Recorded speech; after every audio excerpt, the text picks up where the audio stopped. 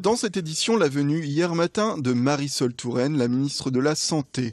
L'objectif de cette visite, rencontrer les salariés de la CARSAT et parler avec eux du problème de retard dans le versement des retraites.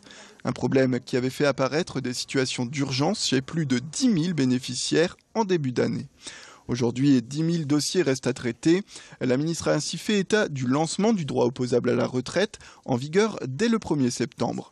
Il permettra aux futurs indemnisés de percevoir le montant de leur retraite de façon automatique, même si leur dossier n'est pas encore traité à partir d'une date limite. Notre journaliste Sophie Laden est allée la rencontrer. Ces efforts ont payé. Et il faut saluer encore une fois l'engagement de ceux qui travaillent ici, puisque nous sommes revenus à un niveau classique en termes de stock de dossiers. Pour autant, il faut faire en sorte que cette situation ne se reproduise pas. Et c'est pour cela qu'aujourd'hui même est publié un décret qui instaure un droit opposable, une garantie de versement de retraite. Lorsque l'on dépose un dossier 4 mois avant de partir à la retraite et que ce dossier est complet, eh bien on a une garantie qu'une fois parti à la retraite, on pourra toucher une retraite approximativement du niveau de celle que l'on doit avoir. C'est une garantie pour nos concitoyens en Nord-Pas-de-Calais, mais partout en France. La région de Nord-Pas-de-Calais est une région qui est confrontée à des situations de santé difficiles. Et donc nous devons mettre en place des actions fortes. Des actions ont été portées par la région actuellement aux manettes, par la municipalité de Lille, par la région, encore une fois.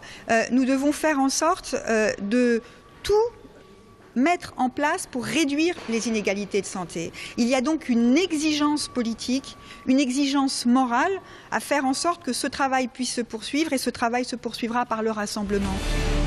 Autre titre dans cette édition, un classement. Le centre hospitalier de Lille est de nouveau désigné comme le meilleur hôpital public de France. Un palmarès établi par le magazine Le Point.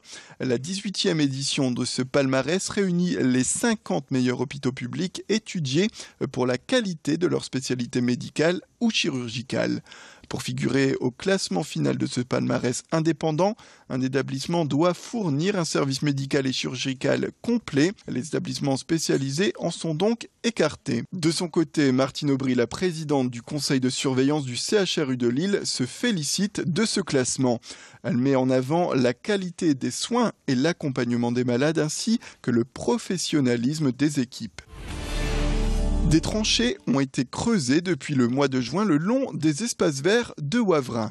La raison de ces chantiers, empêcher les gens du voyage de s'installer sur le territoire. Ces fossés font polémique au sein de l'opposition municipale. La première raison à cela est l'aspect inesthétique. Le groupe d'opposition Wavrin à tout cœur met aussi en avant les dépenses inutiles de ce chantier estimé à 28 000 €. Cette décision du maire soulève un autre manquement. La commune compte 7 600 habitants. Elle doit donc, comme la loi le stipule pour les communes de plus de 5 000 habitants, se doter d'une aire d'accueil pour les gens du voyage. Contactée, la mairie a pour le moment refusé de s'exprimer. Une conférence de presse est toutefois organisée ce samedi matin. En attendant, l'opposition municipale a tenu à montrer l'incohérence de ce dossier. Pour nous, dépenser 28 000 € dans des tranchées, on trouve ça un peu aberrant parce qu'on se dit que de toute manière, les gens du voyage, s'ils ont envie de s'installer, avec quelques pelles, ils arriveront très vite à reboucher le trou et puis ils pourront s'installer et puis on retombera sur les mêmes problèmes que toutes les villes, la majeure partie des villes qui n'ont pas encore installé une aire d'accueil retrouvent. Le maire, dans son programme, avait décidé de créer une grande dynamique de communication auprès des administrés et auprès du conseil municipal. Et force est de constater que concernant les tranchées, aucune concertation n'a été prise.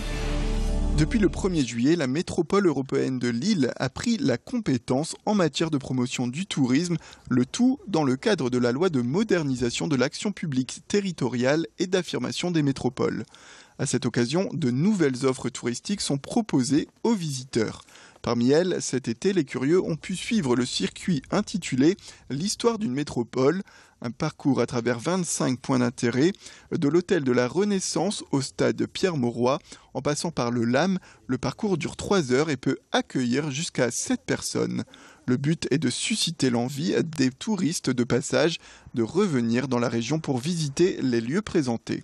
Le tarif de cette balade est de 35 € avec des départs des visites du jeudi au samedi de la place Riour à Lille. Pour plus d'informations, les personnes intéressées peuvent se rendre aux offices de tourisme de Lille, Roubaix, Tourcoing et de Villeneuve-d'Ascq. C'est la fin de cette édition. Merci à toutes et à tous de nous avoir suivis. Tout de suite, retrouvez la météo, sans oublier de faire un point sur l'infotrafic en temps réel dans votre métropole.